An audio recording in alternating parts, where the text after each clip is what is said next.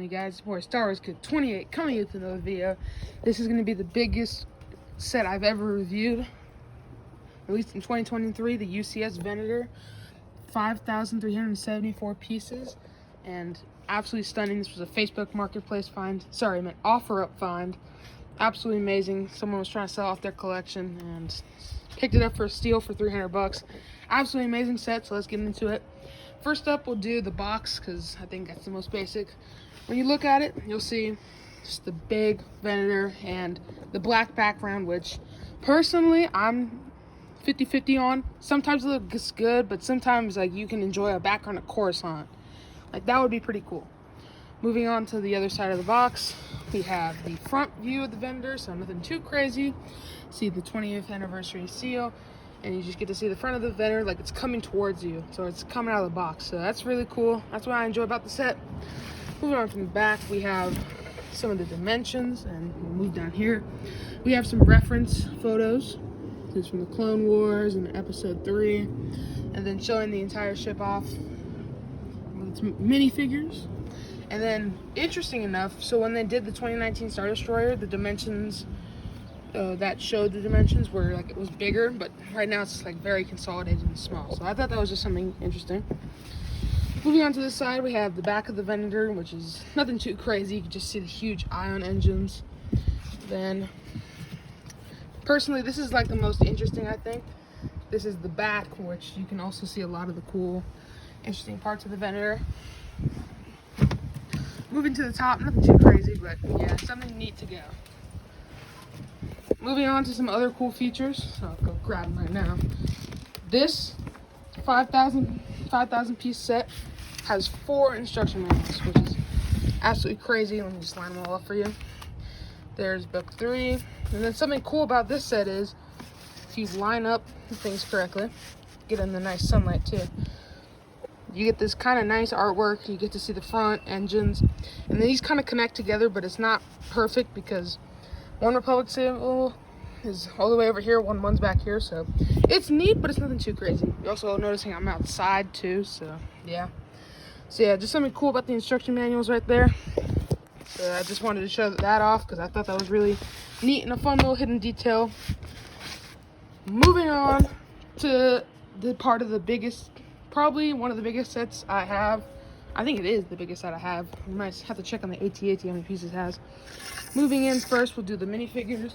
We have an exclusive 20 years of the Clone Wars plaque. They said they will never release this again, but in 2023 they said that. Now it's 2025, but there's something they added which they said would stay exclusive to the set, but it didn't. So we'll see if they come out with this in another set. Moving on, we have the huge printed plaque. It gives you all the information about it, which I really like these. The only thing I don't like is a little dimple that's in the middle. I don't like it because it just makes it not look so clean, I would say. Then again, that's just me. Moving on to the 2 figures. One that is not exclusive and one that is. Moving on to the one we've probably all seen. I've reviewed this other set it comes in. They said this guy would stay exclusive. It turns out he's not being exclusive anymore. You already know that. But here's the Phase 2 Captain Rex. So it's pretty much the exact same as the one that came in the Microfighter, which is disappointing. I mean, if they would have done something small to make like a different version, I wouldn't be too angry. But then again, they literally just copied it. Moving on to the GOAT of the figurine.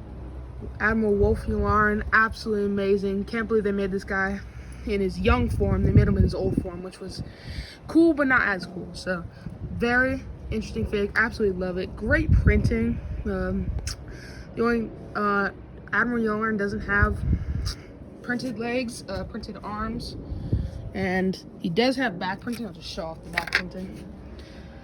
Nothing too crazy. These are good figures, though. Unfortunately, one thing I would like to see going forward from LEGO is the figures staying exclusive to the set and not just being appeared in little cheaper sets. So, moving on, the Venator. Absolutely amazing. We'll start from the front right here. I don't have a lot of complaints from the set, just because I think they did a really good job. Then again, I'll point some things out. First of all, the stickers the colors sometimes, the color does not match up. So this is light bluish gray. I say this is light darkish gray. So I'll show you guys a comparison, but this is very sloppy for Lego, I would say. They don't do a good job with these stickers because look, I don't know if some people can tell, but like there's two different types of grays. And a $650 set, you would expect everything to be perfect, so which it is not. Moving back here, you also see the same problem with dark gray and I don't know what the exact term for it is, but another version of gray. Moving on, we have the amazing ion engines. And one thing a lot of people thought or say about the Venator is since the engines are so big, they like to droop down a lot. I will say, yes, they droop down. Not a lot though, because in the building process, I don't know if you guys can see it, but that little clip holds it in to make sure it stays firm, so it doesn't sag down. But it is something, but you gotta say, I mean, these engines look absolutely amazing, like literally amazing engines. So I really like all the small details they put into it, really cool. And then moving on, we'll go to the front. I really like how they incorporated these translucent blue pieces to show like the bridges and stuff. Then moving all the way up here to the command. So this is a command Venator, not a regular Venator, which I think is acceptable, but then again, I don't know if anyone's trying to build like an army of these. MNR is probably. Sorry, I got something stuck in my throat, but yeah, I think the command is a really good touch, but I think they should sell, if you were to buy multiple Venators and you want just a bunch of command Venators, they should sell them where you can take this off and just turn it into a regular gray one, which I think would be pretty cool. Moving on, we have the 4 ion lasers. Absolutely amazing. I really love these guys, but unfortunately they don't have a ton of playability, because then again, the set's not meant to be played with like by little kids. It's meant to be enjoyed. But I mean, you got to be very careful because this piece breaks off a lot, as you can see. So you got to be very careful. Moving on to the sides, I just love the textures they use to make it the set it is, and it's absolutely amazing and stunning.